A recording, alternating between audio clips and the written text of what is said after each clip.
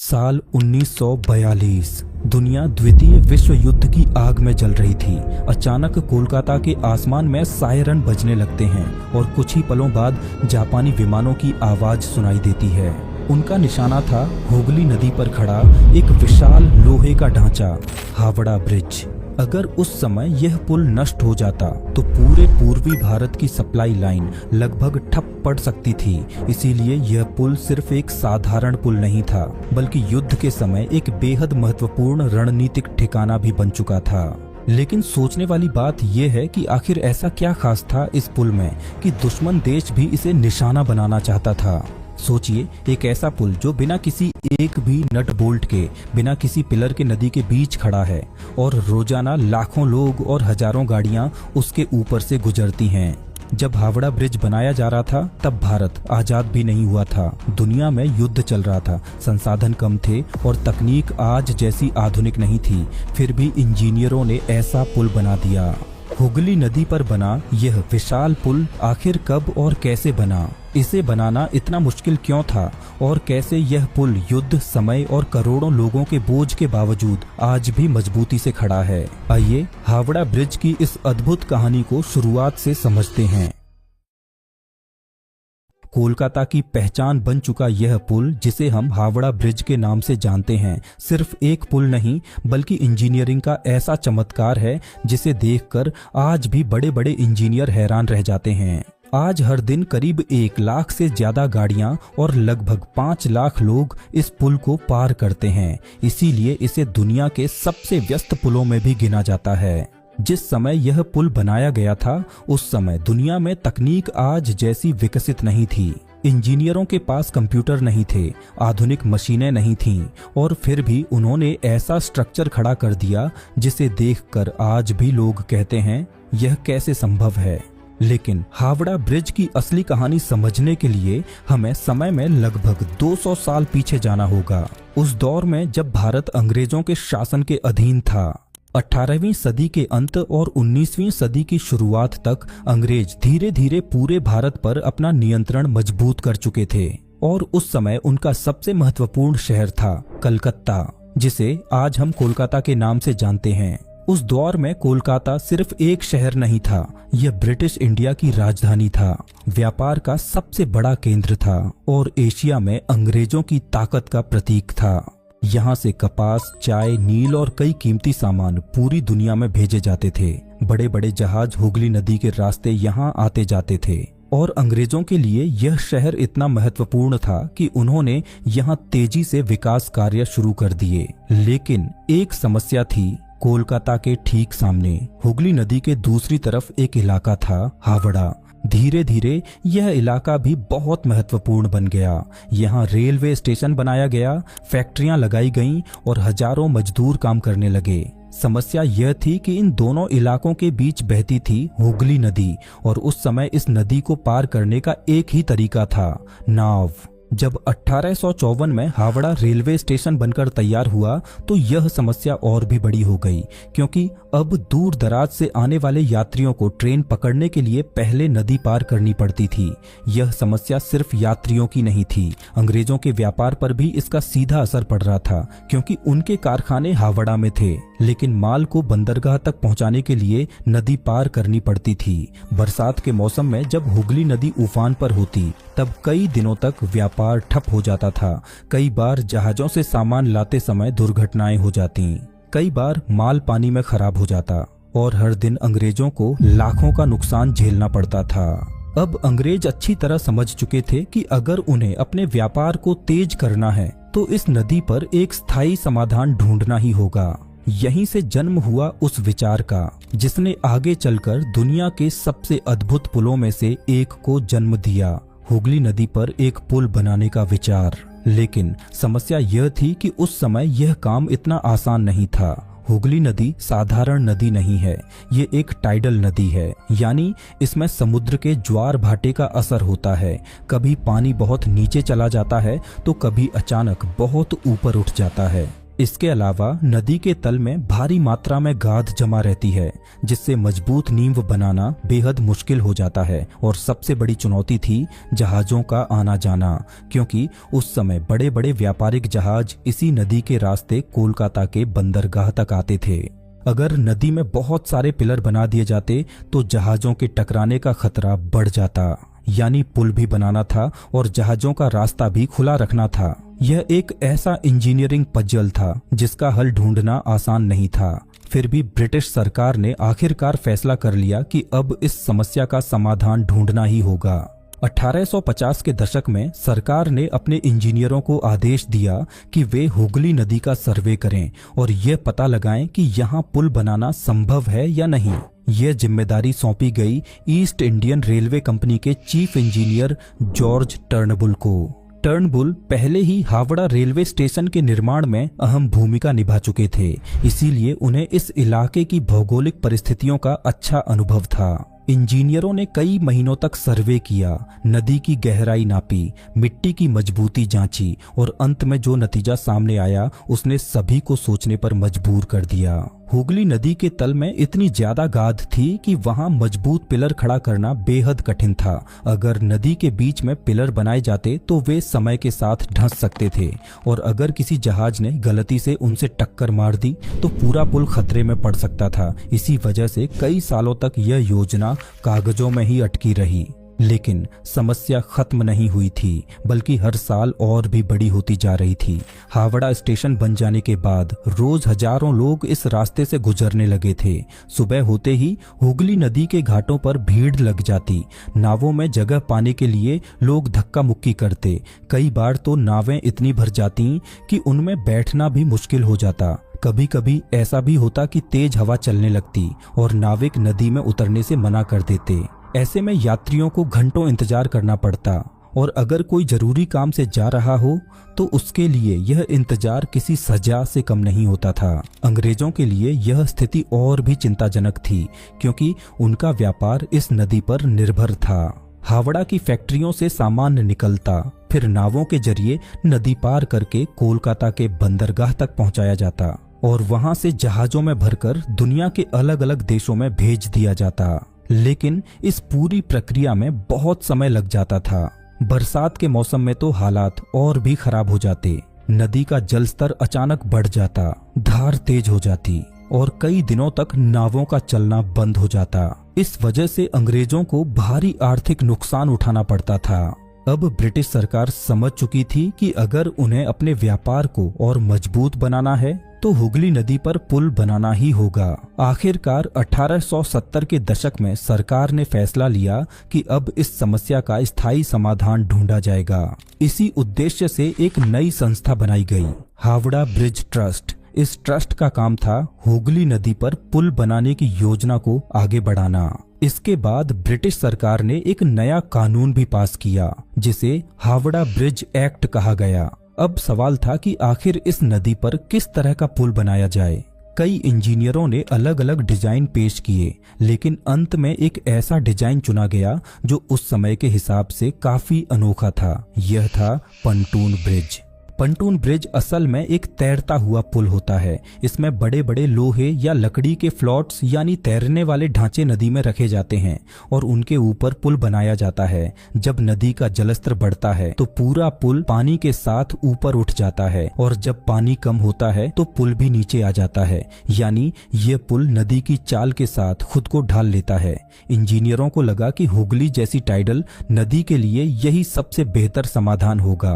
British सरकार को भी यह योजना पसंद आई और तुरंत इसे मंजूरी दे दी गई। इसके बाद इस पुल के निर्माण का काम सौंपा गया British engineer sir Bradford Leslie को। लेस्ली उस समय के बेहद अनुभवी इंजीनियरों में गिने जाते थे। उन्हें उम्मीद थी कि यह पुल हुगली नदी की समस्या का स्थायी समाधान बन जाएगा। ब्रिटेन से इस पुल के कई हिस्से बनकर आने लगे और कोलकाता में उन्हें जोड़कर पुल तैयार किया जाने लगा, लेकिन शायद किस्मत को कुछ और ही मंजूर था। 20 मार्च 1874 कोलकाता के इतिहास में यह दिन एक भयानक तूफान के लिए याद किया जाता है। उस दिन अचानक समुद्र की ओर से एक शक्तिशाली चक्रवाती तूफान उठा और कुछ ही घंटों में उसने पूरे शहर को अपनी चपेट में ले लिया। तेज हवाएं, मूसलाधार बारिश और उफनती हुई हुगली नदी। तूफान इतना भयानक था कि कई इमारतों को नुकसान पहुंचा और इसी तूफान की मार उस पुल पर भी पड़ी जो अभी बन ही रहा था। पानी का स्तर तेजी से बढ़ा, धार तेज हो गई और पुल के कई हिस्से बुरी तरह क्षतिग्रस्त हो गए। लेकिन असली हादसा अभी बाकी था। कुछ समय बाद एक बड़ा स्टीमर जहाज गलती से इस अधूरे पुल से टकरा गया। टक्कर इतनी जोरदार थी कि पुल के 3 बड़े पंटून पानी में डूब गए और लगभग 200 फीट लंबा हिस्सा पूरी तरह टूट गया। कई लोगों को लगा कि अब यह परियोजना यहीं खत्म हो जाएगी, लेकिन ब्रिटिश सरकार पीछे हटने वाली नहीं थी। उन्होंने पुल को फिर से बनाने का फैसला किया। कई चुनौतियों और मुश्किलों के बाद आखिरकार 1874 में यह पंटून ब्रिज बनकर तैयार हो गया। यह पुल करीब 1528 फीट लंबा और 62 फीट चौड़ा था। इसके किनारे पैदल चलने वालों के लिए भी रास्ता बनाया गया था। जब यह पुल तैयार हुआ तो लोगों के लिए यह किसी चमत्कार से कम नहीं था। अब हावड़ा से कोलकाता जाना पहले की तुलना में बहुत आसान हो गया था। लाखों लोग हर दिन इस पुल का इस्तेमाल करने लगे। लेकिन इस पुल की एक अजीब खासियत भी थी। जब भी हुगली नदी से कोई बड़ा जहाज गुजरता तो पुल को बीच से खोल दिया जाता था। पुल के 2 हिस्से अलग हो जाते और जहाज आराम से निकल जाता। फिर जहाज गुजरने के बाद पुल को दोबारा जोड़ दिया जाता। ये व्यवस्था उस समय के हिसाब से काफी अनोखी थी, लेकिन समय के साथ एक नई समस्या सामने आने लगी। जैसे जैसे कोलकाता का विकास बढ़ रहा था, इस पुल पर भीड़ भी बढ़ती जा रही थी। शुरुआत में यह पुल जितना मजबूत और उपयोगी लग रहा था, कुछ ही दशकों में यह अपनी क्षमता से कहीं ज्यादा भार झेलने लगा। सुबह होते ही पुल पर बैलगाड़ियों की लंबी कतार लग जाती, सामान से लदी गाड़ियां, यात्रियों की भीड़ और लगातार बढ़ता ट्रैफिक। धीरे धीरे इस पुल की हालत खराब होने लगी। लेकिन सबसे बड़ी समस्या अभी बाकी थी, क्योंकि 20वीं सदी की शुरुआत तक यह साफ हो चुका था कि यह पंटून ब्रिज ज्यादा समय तक इस बढ़ते बोझ को सहन नहीं कर पाएगा। और यहीं से शुरू होती है उस पुल की असली कहानी, एक ऐसे पुल की कहानी जिसे बनाने के लिए इंजीनियरों को लगभग असंभव चुनौती का सामना करना पड़ा। और यही पुल आगे चलकर दुनिया के सबसे अद्भुत स्ट्रक्चर्स में से एक बना, हावड़ा ब्रिज। 1906 में इस नए पुल की योजना पर गंभीरता से काम शुरू किया गया। इसके लिए एक विशेष कमेटी बनाई गई, जिसमें ईस्ट इंडियन रेलवे के चीफ इंजीनियर R.S. हाइट और कोलकाता कॉरपोरेशन के चीफ इंजीनियर W.B. मकेब को शामिल किया गया। इस कमेटी का काम था यह तय करना कि आखिर हुगली नदी पर किस प्रकार का पुल बनाया जाए। इंजीनियरों ने कई महीनों तक अलग अलग संभावनाओं पर विचार किया। कुल मिलाकर 6 तरह के पुलों के प्रस्ताव सामने आए। इनमें सुरंग बनाने से लेकर फ्लोटिंग ब्रिज तक के विकल्प शामिल थे।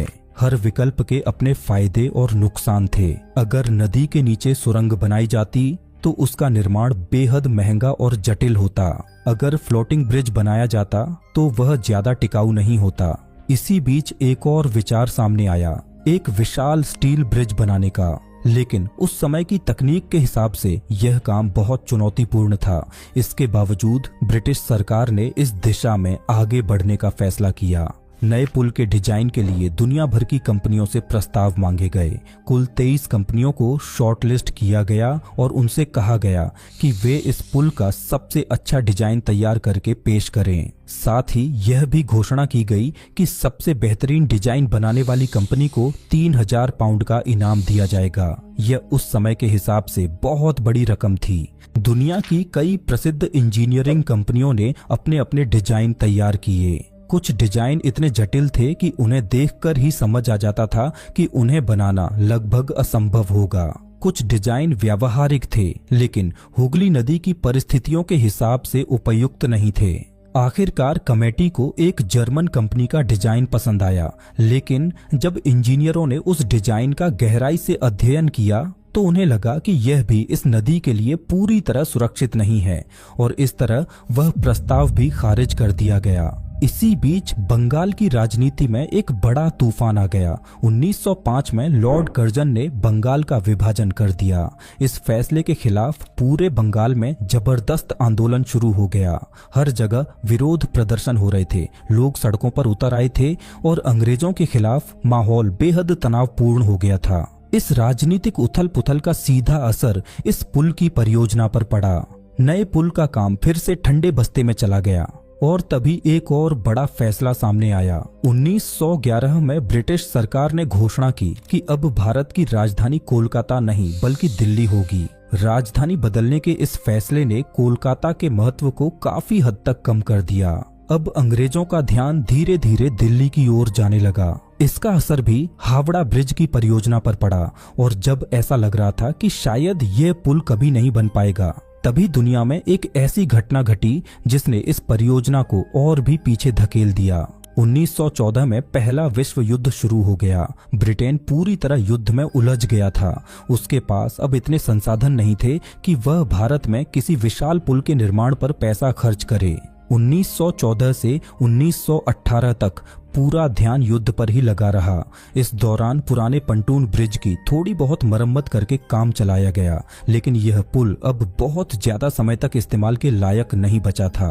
आखिरकार युद्ध खत्म होने के बाद 1921 में एक बार फिर इस परियोजना को जीवित किया गया। इस बार एक नई कमेटी बनाई गई जिसका नेतृत्व बंगाल के प्रसिद्ध उद्योगपति और इंजीनियर RN मुखर्जी कर रहे थे। RN मुखर्जी उस समय मार्टिन कंपनी लिमिटेड के मालिक थे और कोलकाता में कई बड़े निर्माण कार्यों के लिए जाने जाते थे। विक्टोरिया मेमोरियल और बेलूर मठ जैसे शानदार निर्माण उनके अनुभव का प्रमाण थे। ब्रिटिश सरकार को उनके अनुभव पर पूरा भरोसा था। मुखर्जी ने अपनी टीम के साथ कई महीनों तक इस परियोजना का अध्ययन किया। उन्होंने नदी की परिस्थितियों को समझा, जहाजों की आवाजाही को देखा और इंजीनियरिंग की संभावनाओं पर गहराई से काम किया। आखिरकार 1922 में उन्होंने अपनी रिपोर्ट सरकार को सौंप दी। इस रिपोर्ट में उन्होंने एक ऐसा सुझाव दिया जिसने पूरी कहानी की दिशा बदल दी। उन्होंने कहा कि हुगली नदी पर कैंटिलीवर ब्रिज बनाया जाना चाहिए। यह उस समय के हिसाब से एक बेहद साहसिक विचार था, क्योंकि कैंटिलीवर ब्रिज ऐसा पुल होता है जो अपने दोनों किनारों से आगे की ओर बढ़ता है और बीच में बिना पिलर के जुड़ जाता है, यानी नदी के बीच में किसी सहारे की जरूरत नहीं होती। अगर यह डिजाइन सफल हो जाता तो जहाजों के लिए नदी का रास्ता पूरी तरह खुला रहता, लेकिन इसके साथ ही यह डिजाइन बेहद जटिल भी था, क्योंकि इतनी बड़ी दूरी पर बिना पिलर के पुल बनाना उस समय की इंजीनियरिंग के लिए एक बड़ी चुनौती थी। 1930 के दशक की शुरुआत में आखिरकार वह समय आ गया जब हुगली नदी पर बनने वाले नए पुल का सपना कागजों से निकलकर जमीन पर उतरने वाला था। इंजीनियरों की रिपोर्ट, कमेटियों की सलाह और वर्षों की चर्चा के बाद सरकार ने इस परियोजना को मंजूरी दे दी।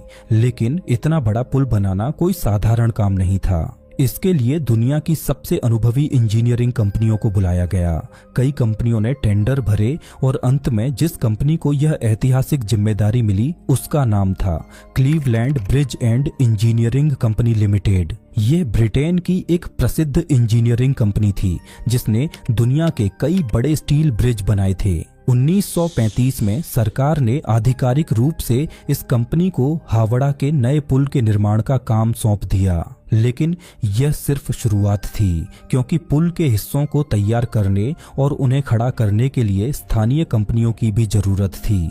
इसीलिए कोलकाता की एक प्रसिद्ध engineering firm Brathwaite, burn and Jessop construction company को भी इस परियोजना में शामिल किया गया। अब सब कुछ तय हो चुका था। साल 1936 यही वह साल था जब आखिरकार इस विशाल पुल के निर्माण का काम शुरू हुआ। लेकिन जैसे ही इंजीनियरों ने नदी के बीच में काम शुरू किया, उन्हें पहली बड़ी चुनौती का सामना करना पड़ा।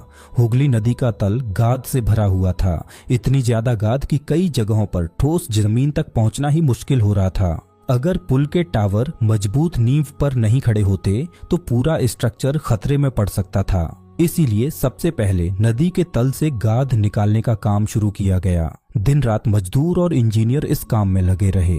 बड़ी बड़ी मशीनें नदी में उतारी गईं और धीरे धीरे गाद को हटाया जाने लगा। लेकिन इसी दौरान एक ऐसी घटना हुई जिसने सभी को हिलाकर रख दिया।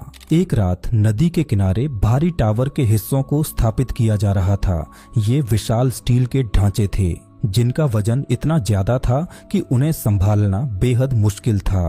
काम के दौरान अचानक एक टावर का हिस्सा अपने स्थान से फिसल गया और अपने पूरे वजन के साथ जमीन पर गिर पड़ा। उसका वजन इतना ज्यादा था कि वह जमीन के अंदर लगभग 2 फीट तक धंस गया। जैसे ही वह जमीन में धंसा, एक जोरदार धमाका हुआ।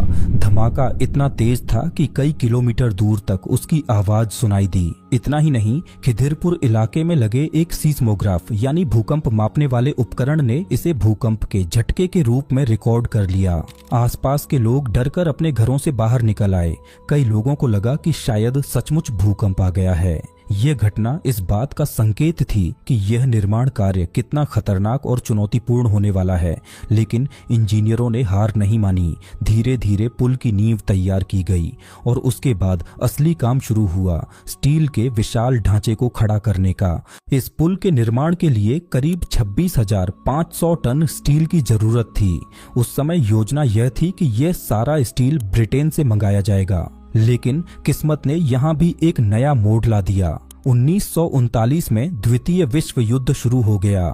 ब्रिटेन अब युद्ध में उलझ चुका था। उसकी फैक्ट्रियां युद्ध के हथियार बनाने में व्यस्त थीं और भारत के लिए स्टील भेजना उसके लिए आसान नहीं था। आखिरकार ब्रिटेन केवल लगभग 3,000 टन स्टील ही भेज पाया। अब सवाल यह था कि बाकी स्टील कहां से आएगा। अगर स्टील नहीं मिला तो यह परियोजना बीच में ही रुक सकती थी। लेकिन उसी समय भारत की एक कंपनी आगे आई, टाटा स्टील। टाटा स्टील ने इस पुल के लिए करीब 23,500 टन स्टील उपलब्ध कराया और इसी भारतीय स्टील से इस पुल का अधिकांश हिस्सा बनाया गया। यह बात उस समय बेहद गर्व की थी, क्योंकि भारत में बनी स्टील का इस्तेमाल करके इतना बड़ा इंजीनियरिंग स्ट्रक्चर तैयार किया जा रहा था। अब धीरे धीरे पुल का ढांचा आकार लेने लगा। विशाल स्टील के हिस्से एक एक करके जोड़े जाने लगे। लेकिन यहाँ भी इंजीनियरों ने एक ऐसा फैसला लिया जिसने इस पुल को दुनिया के बाकी पुलों से बिल्कुल अलग बना दिया। उन्होंने तय किया कि इस पूरे पुल में नट और बोल्ट का इस्तेमाल नहीं किया जाएगा। आज यह सुनकर शायद आपको अजीब लगे, लेकिन सच यही है। इतने विशाल पुल को जोड़ने के लिए हजारों लोहे की रिवेट्स यानी धातु की कीलों का इस्तेमाल किया गया। इन कीलों को गर्म करके स्टील प्लेटों के बीच डाला जाता था और फिर मशीनों की मदद से उन्हें मजबूती से जकड़ दिया जाता था। इस प्रक्रिया में हर जोड़ बेहद मजबूत बन जाता था। धीरे धीरे यह विशाल ढांचा हुगली नदी के ऊपर खड़ा होने लगा। पुल के दोनों किनारों पर लगभग 280 फीट ऊंचे 2 विशाल टावर बनाए गए।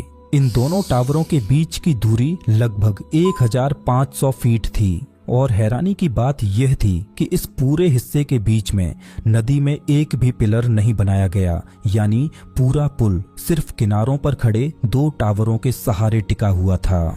जब यह ढांचा आकार लेने लगा तो दूर दूर से लोग इसे देखने आने लगे। लोग खड़े होकर घंटों इस निर्माण को देखते रहते और सोचते कि आखिर यह इतना विशाल ढांचा हवा में कैसे टिकेगा। लेकिन इंजीनियरों को अपने डिजाइन पर पूरा भरोसा था। लगभग 4 साल तक लगातार दिन रात काम चलता रहा और आखिरकार 1942 में वह दिन आ गया जब यह विशाल पुल पूरी तरह तैयार हो चुका था। उस समय यह पुल दुनिया का तीसरा सबसे लंबा कैंटिलीवर ब्रिज था। इसकी कुल लंबाई लगभग 2,313 फीट थी और इसकी ऊंचाई करीब 269 फीट। पुल के ऊपर बनी सड़क लगभग 71 फीट चौड़ी थी और दोनों किनारों पर पैदल चलने वालों के लिए चौड़े फुटपाथ बनाए गए थे। यह पुल वास्तव में इंजीनियरिंग का एक अद्भुत नमूना बन चुका था। लोहे का यह विशाल ढांचा दूर से ही शहर की पहचान बन गया था। दिन में इसकी चमकती हुई स्टील की संरचना सूरज की रोशनी में चमकती थी और रात के समय शहर की लाइट्स इसकी आकृति को और भी भव्य बना देती थीं। लेकिन उस समय दुनिया के हालात बिल्कुल सामान्य नहीं थे। पूरा विश्व द्वितीय विश्व युद्ध की आग में जल रहा था। यूरोप से लेकर एशिया तक कई देशों की सेनाएं आमने सामने थीं और इस युद्ध की आंच भारत तक भी पहुंच चुकी थी। उस समय जापान तेजी से एशिया में अपनी ताकत बढ़ा रहा था। सिंगापुर, मलेशिया और बर्मा जैसे कई क्षेत्रों पर जापान का कब्जा हो चुका था और अब जापान की नज़र भारत पर थी। दरअसल उस समय ब्रिटेन और अमेरिका चीन को युद्ध का सामान भेज रहे थे ताकि जापान को रोका जा सके। इस सप्लाई का एक महत्वपूर्ण रास्ता भारत से होकर गुजरता था। कोलकाता का बंदरगाह इस सप्लाई चेन का एक अहम हिस्सा था। यहाँ से हथियार और जरूरी सामान चीन तक पहुंचाया जाता था। जापान अच्छी तरह समझ चुका था कि अगर उसे इस सप्लाई को रोकना है तो कोलकाता को निशाना बनाना होगा और इसी वजह से शहर का सबसे महत्वपूर्ण ढांचा हावड़ा ब्रिज भी जापानी सेना की नजर में आ गया। ब्रिटिश सरकार को इस खतरे का अंदेशा पहले से था। इसी डर की वजह से जब यह पुल बनकर तैयार हुआ तो इसका कोई भव्य उद्घाटन समारोह नहीं किया गया, क्योंकि उन्हें डर था कि अगर इसकी ज्यादा चर्चा हुई तो दुश्मन की नजर इस पर पड़ सकती है। लेकिन युद्ध के समय खतरे कभी चेतावनी देकर नहीं आते। 20 दिसंबर 1942 की रात कोलकाता शहर सामान्य दिनों की तरह शांत था। लोग अपने घरों में थे और शहर की सड़कों पर हलचल कम हो चुकी थी। लेकिन अचानक आसमान में एक अजीब सी आवाज गूंजने लगी। कुछ ही पलों में लोगों ने ऊपर देखा। आसमान में कई जापानी लड़ाकू विमान मंडरा रहे थे। उस समय तक कई लोगों को समझ ही नहीं आया कि आखिर हो क्या रहा है। लेकिन कुछ ही मिनटों बाद आसमान से बम गिरने लगे। जापानी एयरफोर्स ने कोलकाता के आसपास के इलाकों पर बमबारी शुरू कर दी थी। उनका असली लक्ष्य था हावड़ा ब्रिज और उसके पास मौजूद बंदरगाह, क्योंकि अगर यह पुल नष्ट हो जाता तो कोलकाता का संपर्क हावड़ा से टूट जाता, रेलवे की सप्लाई रुक जाती और युद्ध के लिए जरूरी सामान की आवाजाही भी बंद हो सकती थी। यानी इस पुल को नष्ट करना जापान के लिए एक बड़ी रणनीतिक जीत हो सकती थी। लेकिन उस रात कुछ ऐसा हुआ जो आज भी लोगों को हैरान करता है। जापानी विमानों ने कई बम गिराए, लेकिन रात का अंधेरा इतना घना था कि उनका निशाना सटीक नहीं लग पाया। कुछ बम शहर के दूसरे हिस्सों में गिरे। एक बम तो गलती से एक होटल पर गिर गया, जिससे आसपास के इलाके में भारी नुकसान हुआ। लेकिन जिस पुल को निशाना बनाया गया था वह बिल्कुल सुरक्षित बच गया। हावड़ा ब्रिज उस रात एक भी बम से नहीं टकराया। यह किसी चमत्कार से कम नहीं था। अगर उस रात एक भी बम सीधे इस पुल पर गिर जाता तो शायद इतिहास कुछ और ही होता।